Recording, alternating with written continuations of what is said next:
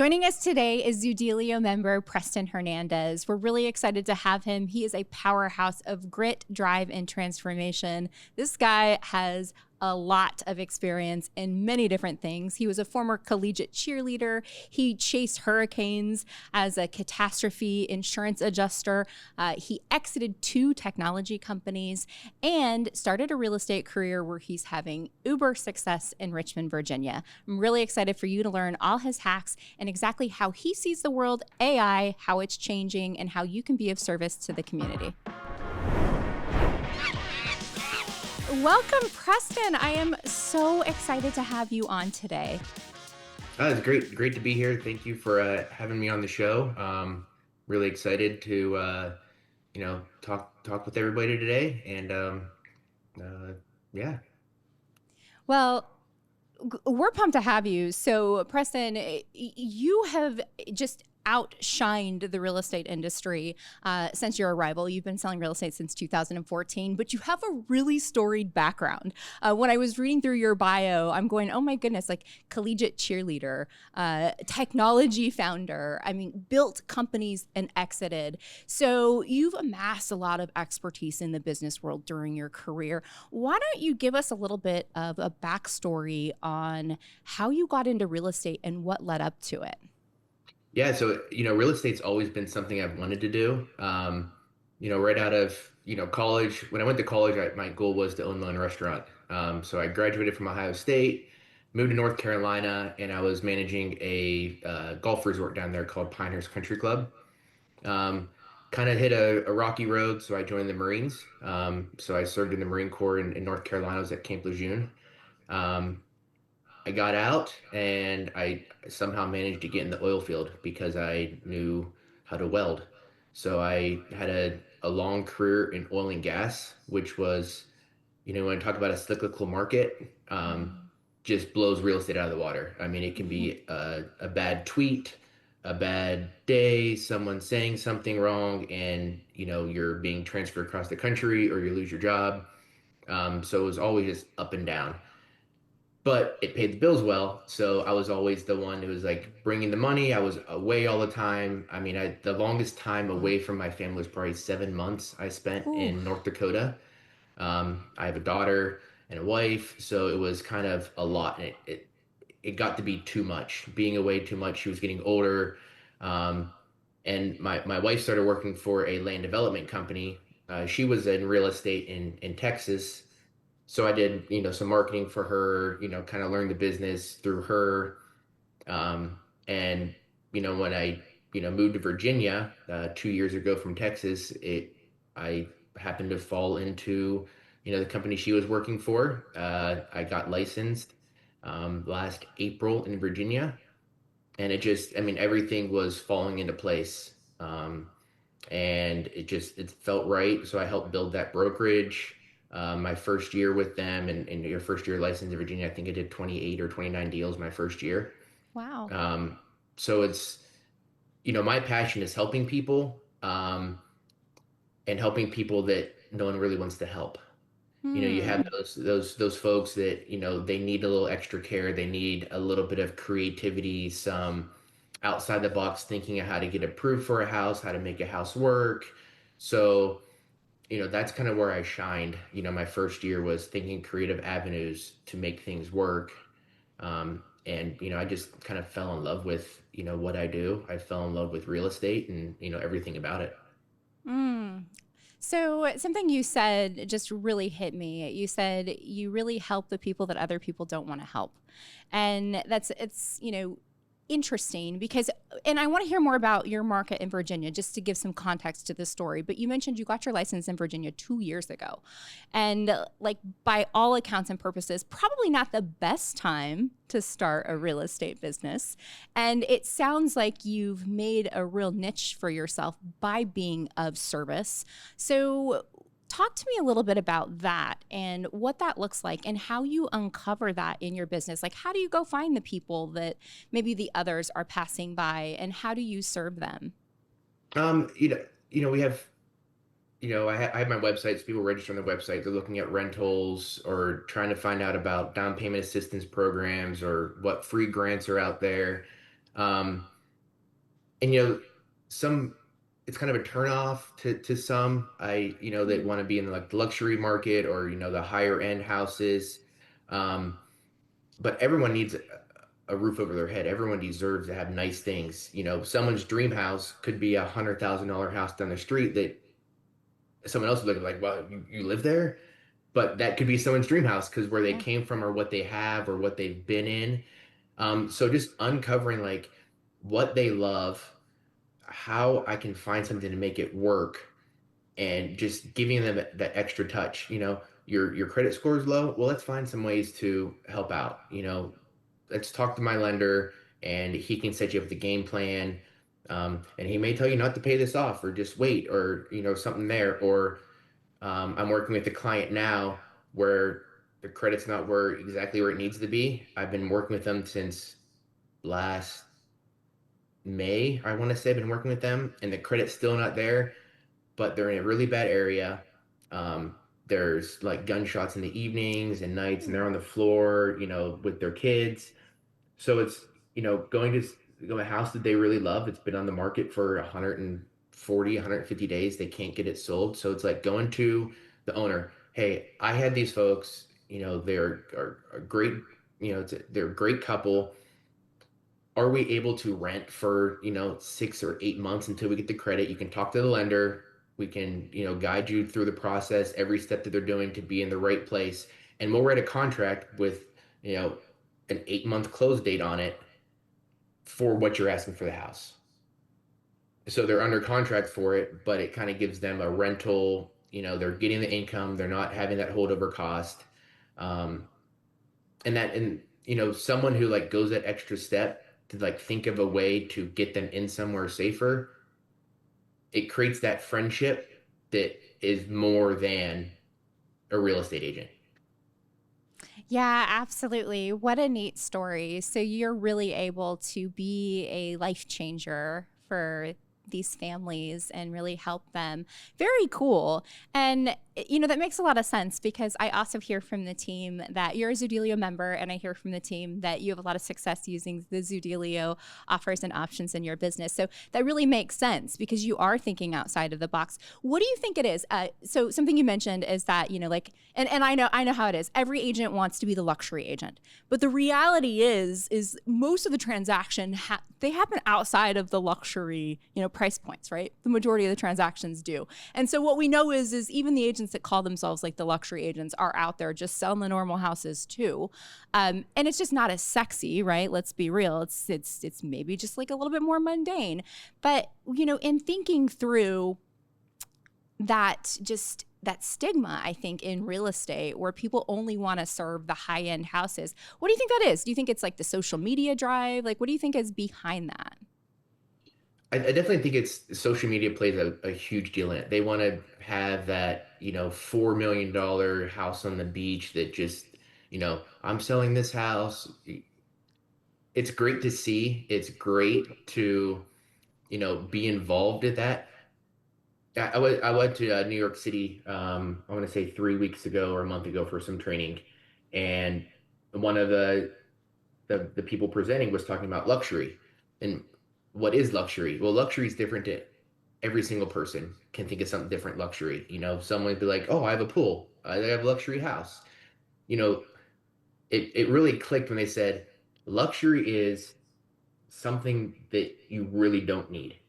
Hmm. And I was like, okay, that makes sense. Like no one needs three gourmet chef's kitchens, a butler pantry, marble floors. You don't need that. So you're trying to sell the want versus the need. So a luxury to someone who is, I mean, there could be a luxury house for someone that's $200,000 because to them, that's luxury to them. They have two bathrooms for four people versus the one that they've been in. So it's, redefining, what luxury is. Is luxury a price point? Is it an idea? It is an image. And that varies with everybody. So I guess essentially everyone can be a luxury agent, but those big, million, multi-million dollar houses, um, yeah, I think a lot of it is like the social media, the image that you're a top agent. it's hard to get $1 million listings when you're new or when you don't have a brand or you don't have an image yet. No one's gonna be like, yeah, here, you sell my $3 million house and you've been licensed for a year. No one's gonna do that unless you can market yourself well, talk well, show how you can solve a problem, like their trigger point. Like everyone's gonna have a trigger that like makes them want something or to sell something or buy something. It's like finding that trigger and finding a way that you can voice, like you can give that be the reason behind why this is hits that mark. I like it. Tell me a little bit about what your market is like right now. You're in Richmond, Virginia, and how is the market? So we're definitely still in a seller's market. Inventory is very low. So low inventory. The ranges, I mean, you can have a $70,000 house and you can have a $18 million house. So there's a Wow. wide range, and there's a wide range like just in the neighborhoods too, or like one street over, a half block down, you could be in an area that is Section 8 apartment housings or rentals, and then two doors down you have a $2 million luxury house. So it kind of all intermingles. So it's kind of um, finding the other things that relate to what someone's looking for. If it's a family, well, you could be here's a house that fits exactly what you're looking for, but I know it's kind of close to where you kind of you're not going to want to be. But you'd be like, well, over here there's tons of parks. There's parks in the schools, or churches, what everyone's looking for. But it is, it's tough. A lot of people are in the 200 to $350,000 price range. It's kind of like seems like the majority of folks here, and those are very hard to find. And Hmm. when they come up, they go really quickly. Okay. Okay. Well, I'm glad to hear that your market's still moving at a good velocity. There's many markets that aren't, so that's cool. I'm also kind of interested in this whole. You just moved to Virginia a couple years ago, and you move there. You start a real estate business. Now you're helping people buy and sell homes. You're giving them advice on the area. So obviously, you had to do a crash course on all of these things the moment you got there in order to have the success that you've had. What advice would you give an agent that finds themselves in a similar situation? Maybe they move to a new market and they're wanting to start their real estate business there. What are some hacks that you could give agents to accelerate that process? Because you've had a lot of success in a really short amount of time. Mhm. Kind of immerse yourself into the area. Go out and instead of scrolling on social media, timeless, at night in the evenings when you have nothing to do, go down the street, go for a walk, go check out some of the areas, talk to people. I mean, not everyone is going to be looking to buy and sell a house, but everyone likes to talk about themselves. Like we know that if you ask someone a question, they're going to love talking about themselves. They're going to love communication. If you can communicate and find something, even if it's the smallest thing that you can relate to, that's going to create that friend, that go-to person, and then you can start posting or talking about stuff that you're doing. Oh, I went to the watermelon festival. Oh, I was there. Or it creates that you know you're the person that knows everything. you know if you're a real estate agent and you're posting real estate agent stuff constantly on your social media, and everyone knows you love real estate. If you're a realtor, you got to love it. Yes, agreed. They want to see who you are. They Mm, want to know who you are. Ryan Serhant uses a saying, no one likes to be shopped, but everyone loves shopping with a friend. Create that friend. That's what your image needs to be. That's what you need to get out there. That's how you need to present yourself. Not, hey, this one sold, this one sold, this one sold. This is under contract. Here's the market statistics. Those are great, here and there, one or two, maybe a week. But it's, hey, I'm over here at, up in Ashland, the festival is starting up here in a couple days. I'm here with the guys setting up. what can we expect to see? Kind of just talk to them, be interested in people's businesses because those are your best free marketers is other business owners. Make those connections. We had a rough storm come through uh 2 nights ago, and we were leaving the neighborhood. I was with my daughter, and a tree fell in a lady's house, and she was standing at the curb, just dumbfounded. I didn't know what she was Mm. going to do as an older woman. And I stopped and I said, "Hey, is there anything I do to help you out?" And she said, "You were the first person that stopped. Oh my Oh, goodness." that's And I cool. was like, "I will be here tomorrow morning with an axe and a chainsaw, and I'm going to cut down these trees for you." I mean, it went across her front yard into the street. It was probably a 60, 70-foot tree. Oh, that's so sad. And I made a post on a Facebook group, and at 7:30 in the morning, I get over there. Here is a tree service that came out, a lawn care company that came out, and three other neighbors that came out to help. Well, now I know this tree service, they're going to be great. They are now one of my vendors. I will use them and I will promote them because they are in it and they are here to help the community. The lawn care guy, I mean, these guys did it for free. They didn't need to be there. We filled up 4 dump trailers, but we Wow. had that relationship. Now everyone, and I made a thing. Hey, I'm down here in Deer Run. A lady had a tree fall, but huge shout out to Turner's Tree Service and Campbell's Lawn Care for coming out and helping out. So now that got out. So now they have that messaging that how they are. They see me out there doing that. And then you're like a community, you're an image of the community, I guess. Couple things I picked up on there, and a theme I'm noticing about you. One thing is you mentioned immersion into the area, immersion into the activities and the culture and the people, and I love that. And then something else that's just kind of a theme, just talking with you for a few minutes, is service. And you really bring this extreme service to the community, your clients, etc. Uh, where does that come from? I honestly, you know, my therapist is trying to figure that out too. I don't know. And sometimes I like to serve to a fault where I'm so overwhelmed and there is way too many things that I've agreed to or I'm going to help out with or in the mix of things. Um, I just I like seeing people smile. I like seeing people happy. I don't know if it was just like something when I was growing up or something where I felt like I missed out on something or I wasn't given the things that I needed to do or no one reached out to try to help me. And I'm like, well, I don't want anyone to feel the way I did. Hmm. I'm going to go above and beyond and make sure that they are taken care of and they are happy and they have a good taste in their mouth about me. Well, it seems like a secret to success because you've had a lot of it. I want to talk a little bit about something that you had mentioned kind of in like the pre show. You had mentioned that, it's really important to talk about the human interaction in this world of AI. And so you've exited 2 technology companies.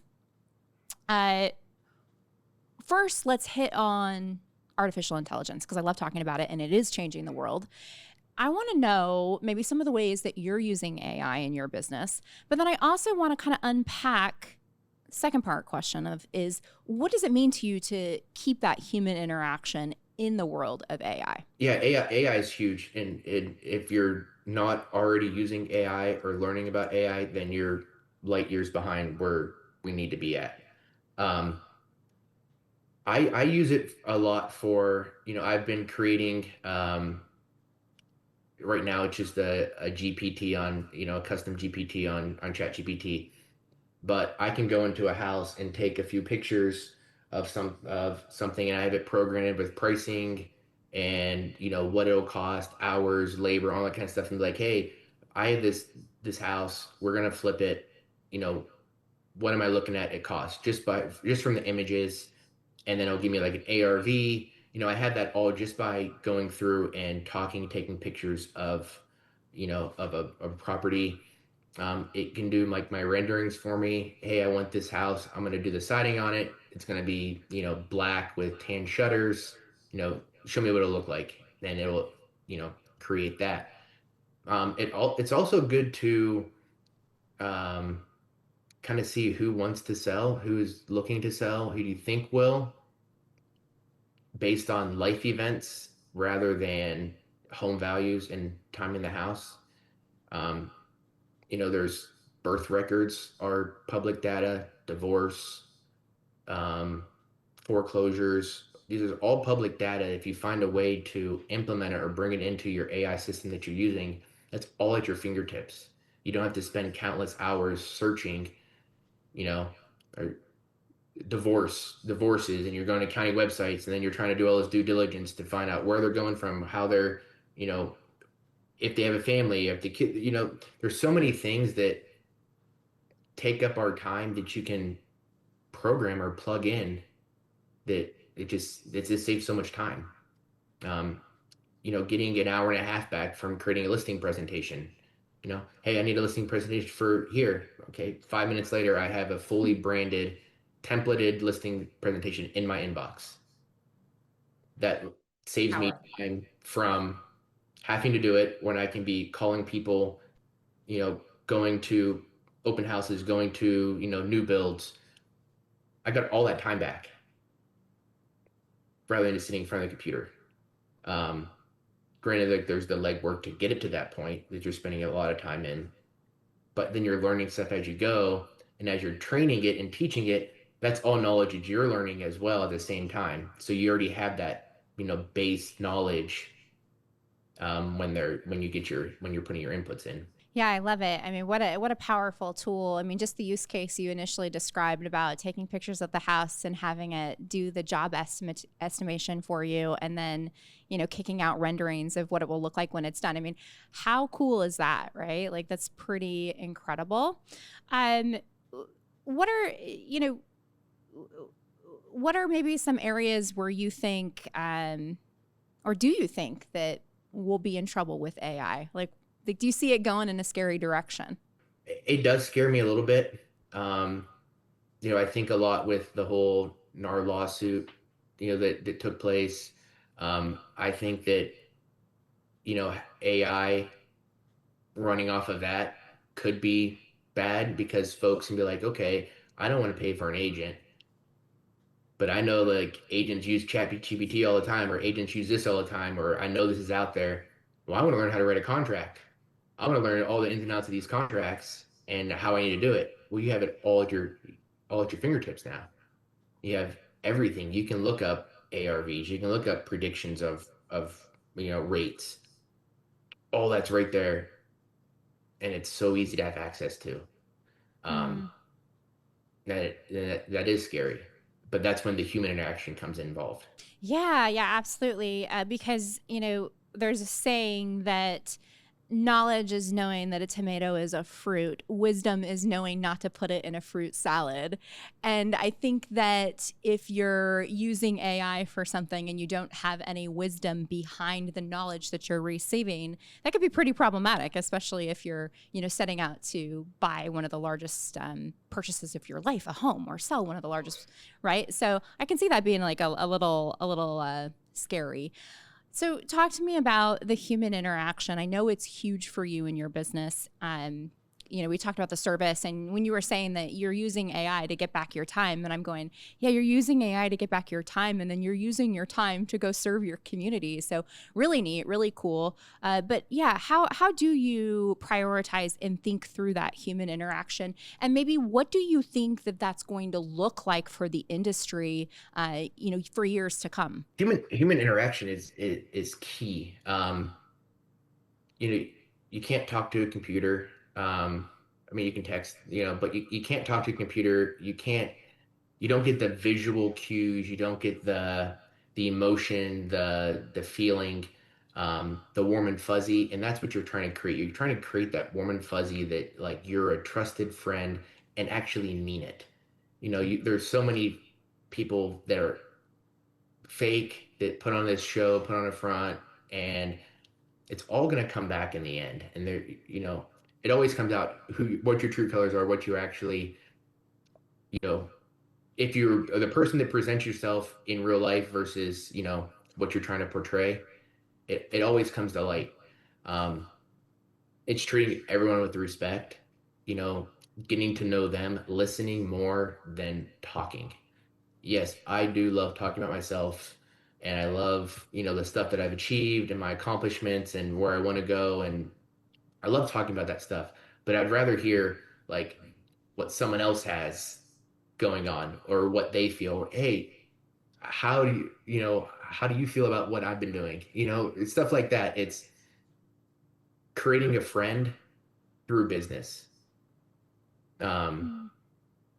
yeah, it all comes down to human interaction. You are a marketing billboard. You're a walking advertisement all the time. Mm. Your actions, your movements, the way you present yourself, the way you walk, um, everything.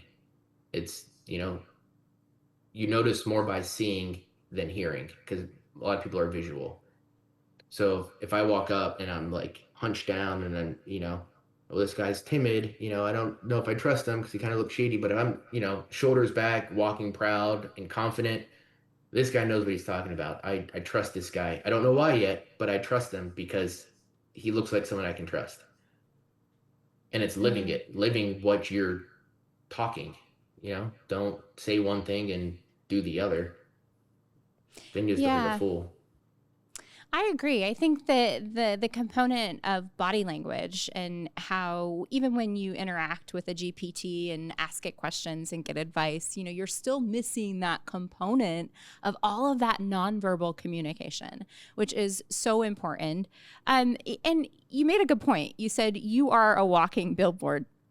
I want to talk for a minute about, as I look through your journey, another thing is you're a bodybuilder.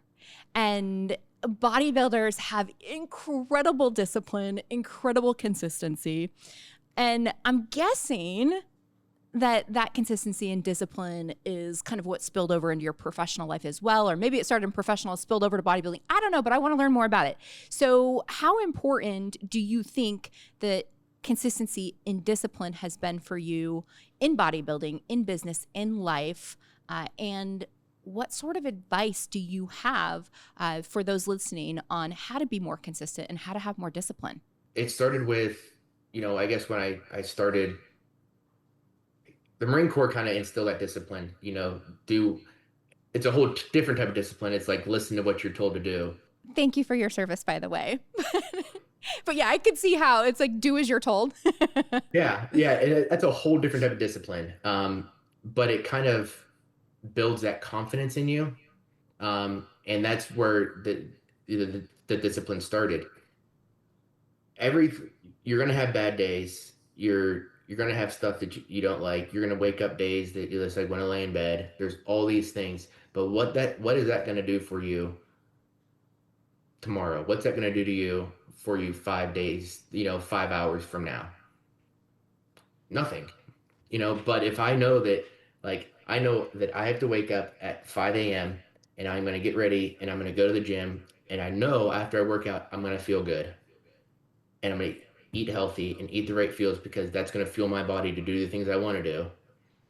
And I'm going to go out and I'm going to slay the day and I am going to talk to so many people and do all this. And it's going to come back, tenfold.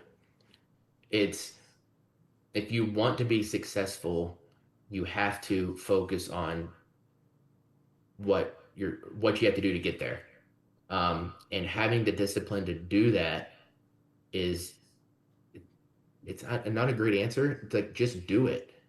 Like Nike had it right when they had the slogan, just do it. I mean, it's just do it. If you want something, if if a new agent became an agent because they love real estate, well, then you should love what you do. You have to do all the things. It's not just the stuff that you like.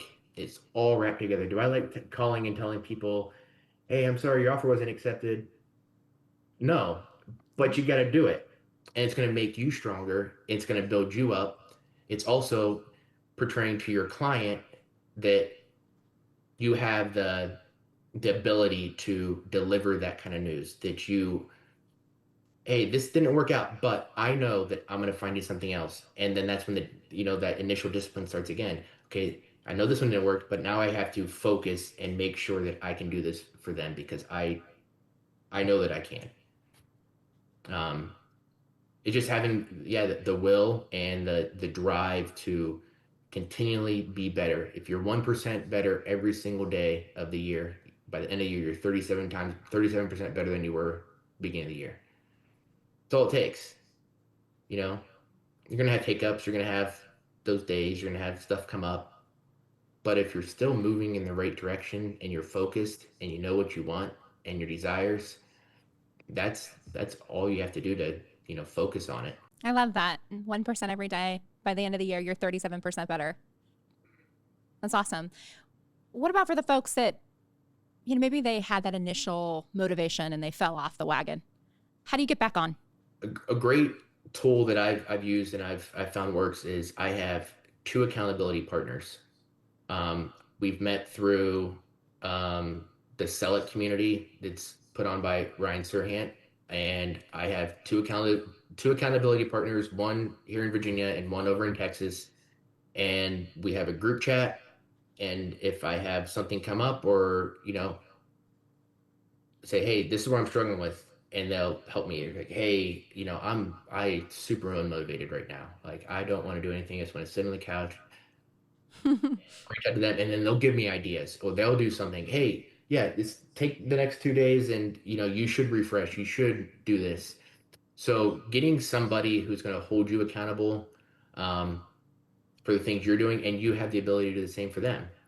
You, it's a partnership that both has the same goal in mind. I love that. High performers seek out accountability. You don't just have one, you have two accountability partners to ensure that you do what's important for you.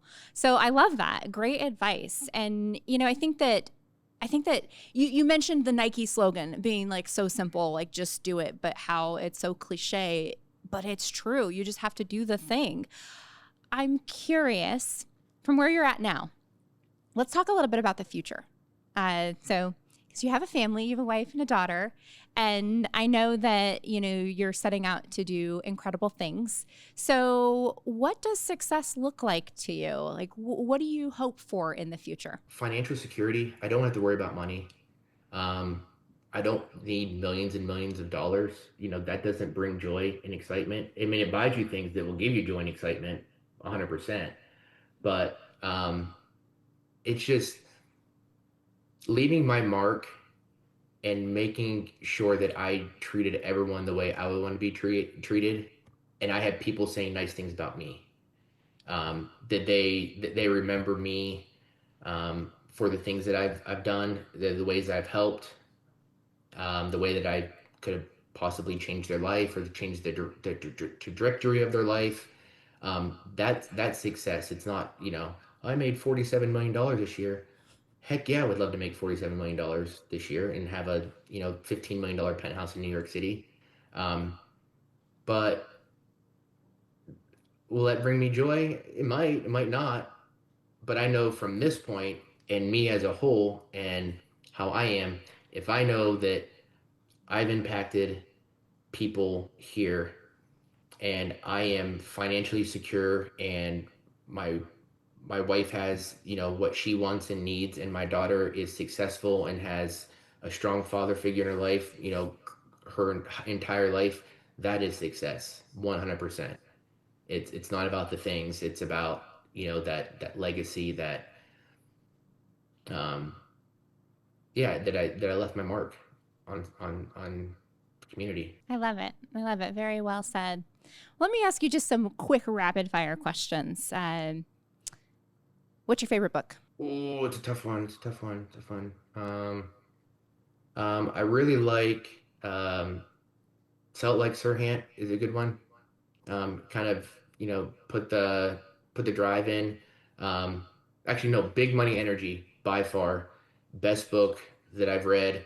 I'm not a huge reader, but if you lack motivation or want to be motivated and want to just get off your butt and go do something, it doesn't have to be real estate. Like that book, it'll fire you up in an instant. I think I read it in 2 days. Big Money Energy. Okay. That's I haven't heard of that one. So like, I'm excited to check that out. Okay. What is one of your favorite quotes? Growth always and always. So you're always looking to grow. You always have that in mind. You're always trying to grow, and you're trying to grow in all ways. So you're trying to grow Mm. financially, personally, emotionally, business side. You're trying to grow always, all areas of your life, you're trying to grow. I love that. It makes me think of like the wheel analogy when you like fill in the wheel of your life, like faith, family, friends, finance, and you see where you are on the wheel, and like having like the round wheel is what you want. And so it's like growth in all areas. Okay, cool. I like that. Very cool. Growth always, always. Is that so? Again, like just such a simple little, quote, but powerful, impactful. Okay, last one. Who do you listen to for inspiration and motivation? I listen to Ryan Serhant a lot. Gary V. I really like Gary V. Um, and then Myron Golden. Really love Oh, Myron. He's a pastor and a business coach, and it's really cool how he combines like scripture um, into business, because a lot of times you get sidetracked on who am I doing this for? What am I doing it for? And you're mm, like short-sighting someone, or you're not treating someone with respect, or because you had that business side focus. But this way, it kind of intertwines everything together and leads you into a right path. I like it. I will have to check him out. Yeah, he's I watch all of his stuff on like Instagram. I mean, he probably puts 5 or 10 reels up a day for like little clips from his seminars that he does, but he is awesome. Very cool. I'll definitely have to check him out. Well, Preston, it has been just like kind of an honor to ask you questions and learn more about you and what makes you tick. We're just really impressed with everything that you've accomplished. Thank you. Yeah, no, it was great being here and talking, and kind of letting you get to know me. Well, I have one last question for you. How can we here at Zoodealio serve and support you in your business? I mean, you guys do a killer job. I think my first month or so, working with Zudilio, I think I put 4 or 5 under contract, which is awesome. Um, you guys have just been slaying it. It's a great program, and it's like one of those like you don't want to talk about out loud too much, because like you don't want someone to you know You want the competitive edge? no, that's me. But yeah, no, it's awesome. I think yeah, I can't really think of any complaints or any ways that like a mobile app would be great. That's so funny you say that. I was literally just talking about that last night. So, okay. Yeah, mobile app would be spectacular. Awesome. Well, if you think of anything else, you can always message me, send me a message, and maybe we'll take it offline. Not to put you on the spot. I mean, a trip out to Arizona. I mean, it's nice out there. Yeah. Well, I will just echo that, we're very grateful for you. Our team has said wonderful things. I've heard that you are a little rock star within the community. So that's been pretty neat to watch. Internally, someone found one of your bodybuilding post pictures and posted it in an internal Slack. They're like, this is Preston. And we're like, dang, that guy's like, yeah. So I have a client, and she's Zudilio bought her house. They're renovating it right now. She moved to Florida, and one of my original ads was one of the shows that I won. It was me, and it says, "You looking for a winning agent?" And I had my information on it. And she saw it, or maybe I sent it to her or something. And she's like, "I'm down here with my agent," and I showed him your picture and said, "This is what my agent in Virginia does. You need to step your game up." oh, you're making everyone look bad. You're doing exactly what you need to be doing then. Trying to. Yep. Well, it's been a pleasure. Thank you so much for being here with us. We appreciate you, and keep serving big. Oh, thank you. Thank you very much for the opportunity. And I look forward to working with you guys even more.